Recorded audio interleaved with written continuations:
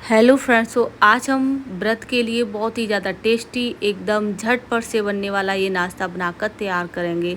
इसके लिए ना तो हमें किसी चीज़ को भिगोना है और ना ही हमें इस नाश्ते को फ्राई करना है। बहुत ही ज़्यादा टेस्टी, बहुत ही कम ऑयल में ये नाश्ता बनकर तैयार हो जाता है।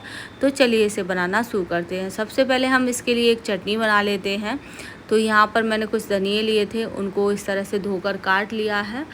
अदरक लिया है थोड़ा सा, 2 हरी मिर्च ली है, इस तरह से बड़ा बड़ा सा कट करके डाल दिया है। आधा चम्मच नमक डालेंगे, जो व्रत वाला नमक होता है, और 2 चम्मच के करीब हम इसमें दही डालकर ये चटनी बनाकर तैयार कर लेंगे। तो ये देखिए हमारी व्रत वाली चटनी बनकर तैयार हो गई है।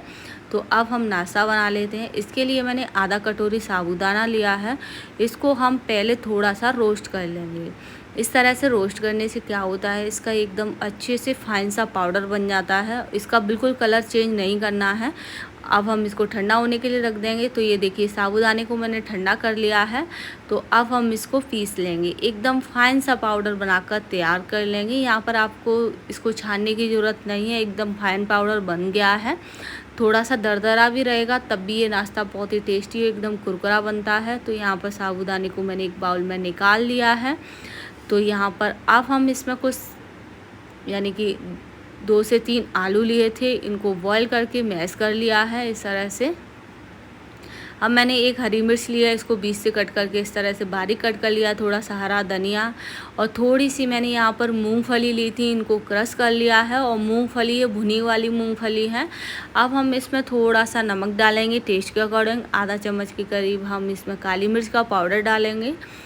तो यहाँ पर इसको अच्छे से मिक्स कर लेंगे। इसका एक डो सा बनाकर तैयार कर लेंगे। हमें आलू को इतना डालना है कि जैसे कि मैंने यहाँ पर जो से यानी कि जो साबूदाने को पीसा है उसका और आलूओं से एक अच्छा सा डो बन जाए, यानी कि ज़्यादा टाइट नहीं करना है। तो ये देखिए हमारा डो बन गया है। इसको मैंने 2 मिनट के लिए छोड़ दिया था। तो ये एकदम से हार्ड सा हो गया है, ज़्यादा हार्ड नहीं हुआ है, थोड़ा सॉफ्ट ही है। इस तरह से मैंने इसका डो बना लिया है। आप चाहें तो इस तरह से टिक्कियाँ बना सकते हैं, इसको तवे पे सेक सकते हैं, बट मैं यहाँ पर इनको अप्पे पैन में बनाऊँगी। तो यहाँ पर मैं गोल गोल बना रही हूँ। आप चाहें तो इसको यानी कि तवे पर भी सेक सकते हैं। इसी तरह से हम पूरा नाश्ता यानी कि जितने भी हमें ये गोल गोल बनाने होंगे रोल्स, उतने हम इनके बनाकर तैयार कर लेंगे यहाँ पर। तो ये देखिए हम सारी बॉल्स को इसी तरह से बनाकर तैयार कर लेंगे।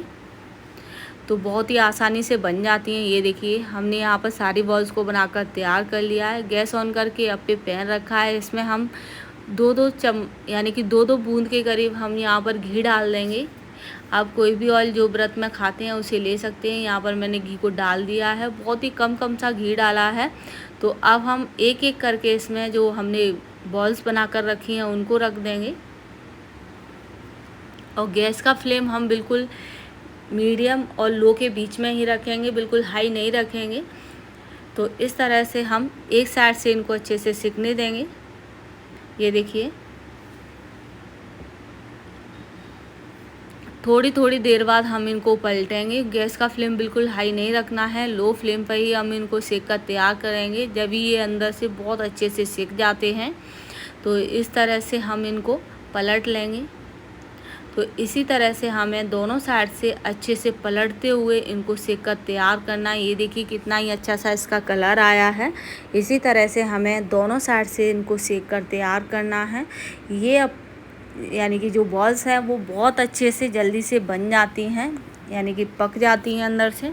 तो लो फ्लेम पर जब हम इनको पकाते हैं तो ये देखिए हमारा बहुत ही टेस्टी एकदम कुरकुरा सा नाश्ता ये सिक कर तैयार हो गया है। इस तरह से बहुत ही अच्छा कलर आया है। चारों तरफ से हमने इसको अलट पलट कर सेक कर तैयार कर लिया है। तो ये कहीं से भी कच्चा नहीं है। इसी तरह से आप टिक्की भी अगर बनाएं तो आप इसी तरह से टिक्की को भी तवे पे सेक सकते हैं लो फ्लेम पर। तो अब हम इस नाश्ते को प्लेट में निकाल लेंगे इस तरह से। और इसी तरह से हमें सभी नाश्ते को प्लेट में निकाल लेना है। और इसी तरीके से जो भी बचा हुआ नाश्ता है उसे भी हम इसी तरह से सेक कर तैयार कर लेंगे। तो ये देखिए इस तरह से हम इस नाश्ते को भी सेक कर तैयार कर लेंगे।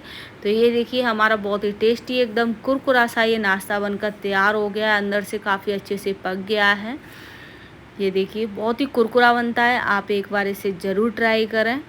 तो बहुत ही टेस्टी